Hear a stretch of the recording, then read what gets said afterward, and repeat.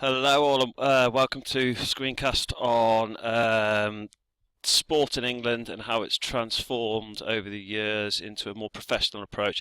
Now, what we're going to have a look at is basically, it's been a while since we've actually done a lesson now. So, just quick recap, we're looking at kind of sociocultural studies and we're looking at sport in England particularly. So, we've had a look at surviving ethnic sports, things that are like certain activities that survived.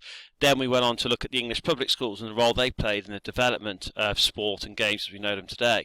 Now, it's quite a nice link really from there to have a look at the following exam question that you could get. So what we have to be able to do is explain the relatively recent move from a traditional amateur approach towards the organisation of sport and how that's transformed now to a more professional approach to sport. So the key focus is sport, and we're looking back into the kind of 19th century, 1800s, and how that kind of era dictated the amateur approach towards sports organisation. Then we're going to have a look at the trigger points and the things that changed and made sport in this country become completely different, and as how you know it today, a multi-million-pound business. So what we're going to do then, if we kind of go through this bit, what you've got here. So changes in approach to running a sport in England. I've got here the key focuses are going to be looking at how it changes from amateur to professional. So we'll start off looking at what was this kind of amateur approach, where did it come from, and we've got a couple of key trigger questions that should help you to remember it. So going on to that, we'll then have a look at kind of how it moved on to the professional approach to organisation of sport in England or Great Britain. So starting off then, traditional amateur approach. So where did it come from? Okay, I think when it comes up in the exam, the question, like as I showed you at the start, this is the last question that came up. You had to talk about a traditional amateur approach first for 3 marks, then you had to talk about professional approach after. So if I have a look at this bit now, if we have a look at where did it come from, I always think if you start off, think about, right, traditional amateur approach, if you just put a G in front of there and call it amateur, okay, and we can think about this concept. So what was the traditional amateur approach? Well, what was it? It was based upon something called a gentleman amateur ethos. Now, this term amateur isn't what we consider it today. We consider it today, amateur, to be something that's poor, rubbish, not very good, not good enough to play professional. But back in the kind of 1800s, this kind of gentleman amateur ethos had a different concept or a different meaning.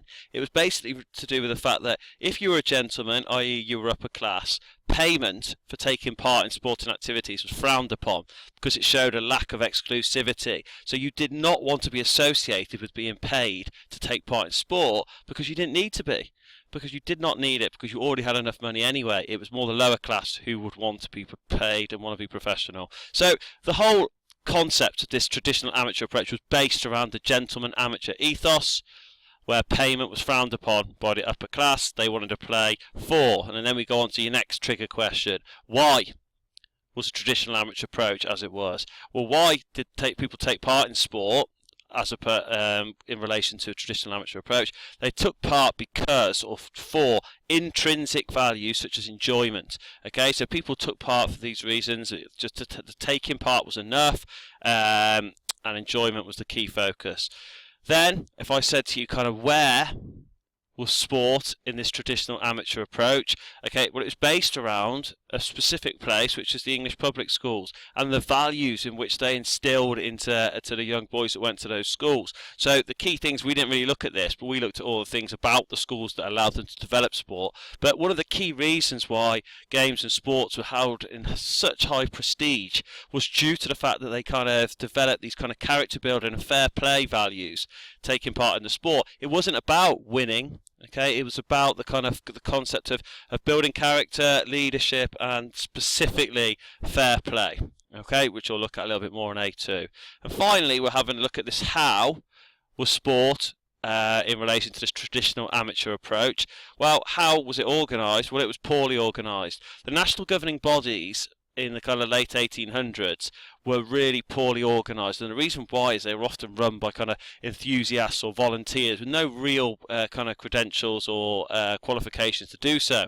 Often ex-public school boys who kind of had an interest in the different activities. So what we're looking for then, particularly this traditional amateur approach, we're basically saying what was sport, okay, or what was sport in this traditional amateur approach? Why did people take part in sport in this traditional amateur approach? Where was sport based, or where was the focal point for sport in this traditional amateur approach? And finally, how was sport organised in this traditional amateur approach? And these are the key things. Now, I've got to be honest, students in the past have really found this quite a struggle to remember. So what I've tried to do is try and think, right, if we think about sport, that's always our key focus, and then we're thinking about sport in a traditional amateur approach, or with the traditional amateur approach in the kind of 1800s, late 1800s, early 1900s, we're thinking, right, what, why, where, how? If people took part in sport, okay, what was it based on?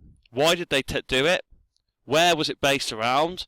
Okay, and finally, how was this kind of sport and traditional amateur approach organised? If we can keep these what, why, where, how, it works quite nicely then, because then what we need to think of, if this was what it was like, and realistically you're probably looking, sport was kind of organised this way until about 20, 30 years ago, and the kind of trigger point for the change and the transformation to this kind of professional approach was the kind of introduction of the National Lottery, okay, and money into sport, you could say. You know, you had National Lottery funding, you also had the start of competitions such as the English Premier League for football, and this is when sport completely changed. No more was it amateur, no more was it based around taking part and enjoyment, no more was it based around fair play, and no more is it based around a poorly organised governing body. These key questions can now be used to show the transformation that took place. So, if I move on then, we've got onto here, a move to this professional approach to sports. And now we're constantly thinking about today. Professional approach, right, what? So what was the reason, or what is sport in this professional approach? Sport is now a business, okay, so it's run as a business, and payment is now commonplace via National Lottery funding. So what we're doing now is we're taking it away from saying gentleman amateur approach where payment was frowned upon. Now sport is run as a complete business where payment and money is the kind of central focus, and funding via the National Lottery is commonplace. Now we go down and say, right, why do people take part in sport in this professional approach in the current era?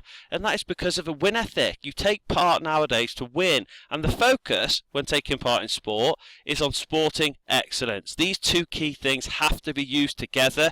They're not mutually exclusive. They have to be used in combination. So we're saying there, why take part in sport in the professional approach? You take part to win. This is known as a win ethic, with a focus on sporting excellence and being the best. Now, where? In the last thing we talked about, where was the kind of focus of sport in the traditional amateur approach? Well, it was based around public schools. Now what we're saying, sport is now placed as part of a golden triangle. Now, the golden triangle is a kind of a symbol or a shape to kind of determine the relationship. If you follow the cursor here, if I have my cursor here and that's the top of a triangle, if I have sport there, you then have down here at this side you have sponsorship, and then across here you would have the media. So what you have now is sport is kind of heavily interlinked with sponsorship and the media. And they basically, the relationship could be termed as symbiotic. They rely upon each other to be successful. Okay, you do a whole kind of lesson or unit on this later in the course. So now we're taking about some of this kind of physical concept of where sport was based in an amateur approach in the public school values of character building. Now we're talking about where is it placed in today's society. Well, it's placed within a golden triangle, and the golden triangle links sport, sponsorship, and the media.